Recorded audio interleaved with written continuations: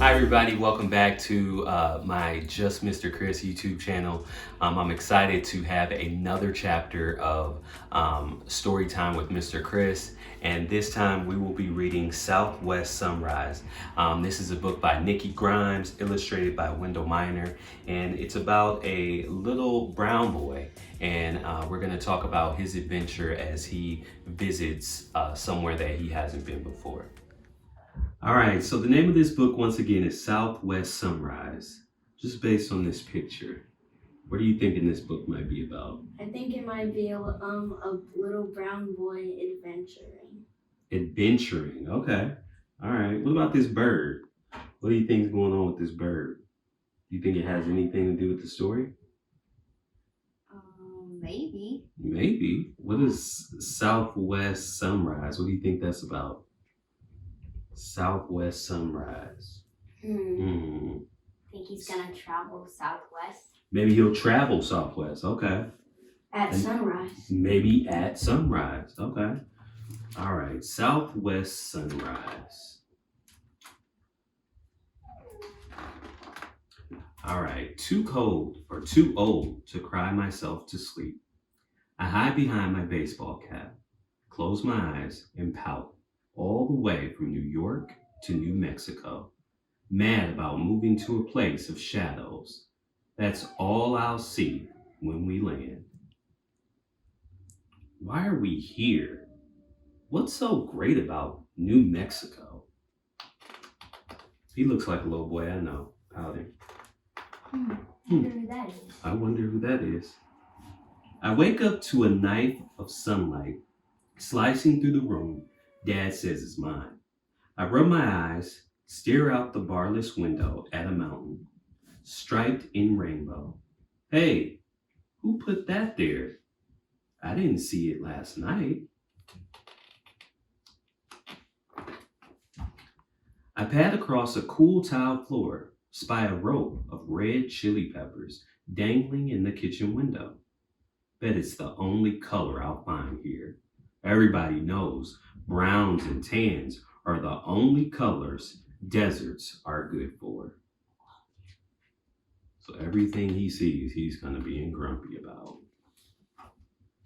Even so, I step outside to take a look around, gripping the field guide Mom gave me at breakfast. I flip through the pages, spot fancy named flowers in lots of bright shades I don't expect to find. So he's got this book. Do you think he's going to find some of these colorful flowers? I think so, yes. Maybe. Wait, there's the one called Wine Cup, spilling its burgundy beauty for me to drink up. And aren't those yellow bells? They wake up the desert with their silent ring. Oh, hot red firewood flowers. Their tips flame yellow, orange across the canyon. There's a patch of calypso orchids. So glad I didn't miss them, dancing purple in the wind. My mom will love those. Oh, hot red firewood flowers. Their tips flame yellow, orange across the canyon. There's a patch of calypso orchids. I'm so glad I didn't miss them dancing purple in the wind. My mom will love those. What do you know? Opposite our house, I discover another kind of color. A house made of pinkish clay with edges round as bubbles. Adobe.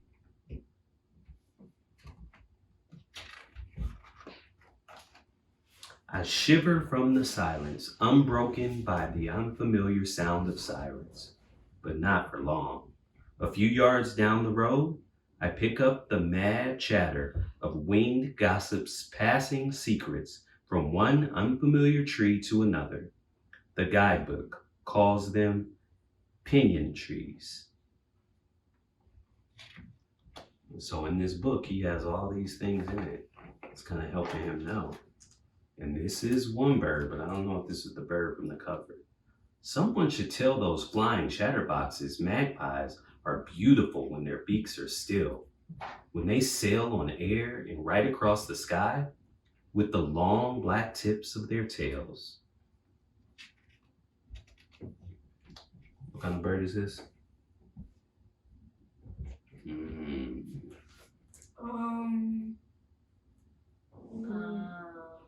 Flying chatterbox. What'd you say? Magpies. Yeah. Dang it. Yeah, magpies. I knew you'd come through. I look up, try to understand the deep waves of turquoise overhead. I search for the end of blue, but there is none. Where was all this sky in New York City? Was it hiding? Why do you think he wasn't able to see all this sky when he was in New York City? Because all the buildings are closed in. Buildings, what'd you say? You don't have to, go ahead. What'd you say? What'd you say? I didn't say anything, but the buildings, the cars, Right. airplanes, and helicopters. Air pollution too, like so it's smog in the air. None of that here. Sky, different colors. So now something that he thought was going to be bad, he's starting to see some good in it. Never mind the sky. I still miss the feeling of wow craning my neck to study the tops of skyscrapers. So now, is this New York or is this New Mexico? I think that's New York. He's just having a vision. Right, he's thinking about it. I lower my eyes to watch where I'm going. A giant black bird parades by, feathers slick as wet air. I cluck at him like he's a simple city crow, but the guidebook says he's a raven. The kingly bird cocks his proud head and stares me down for the insult, then slowly struts away, certain I can't catch him. My early morning walk kicks up another surprise. One stunned cousin of the alligator. I squat down, catch the lizard with cupped hands, feel his curved digits skitter along my palm, as ready to run as I am to let him. Would you all have picked up a lizard like this?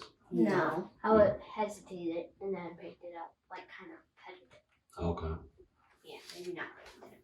I shade my eyes from the desert sun and squint. The river of sand washes up bleached bones like seashells at Jones Beach. Rib, bird skull, turtle shell. What stories do they have to tell? Would you all be scared if you saw bones like this? I would run away. Okay. Why does he talk so fancy? I don't know. He probably has a big vocabulary. I reach Road's End, turn the corner, and am startled by stone towers off in the distance. Red rock pillars holding up the sky. Daddy should have told me this new place has its own skyscrapers.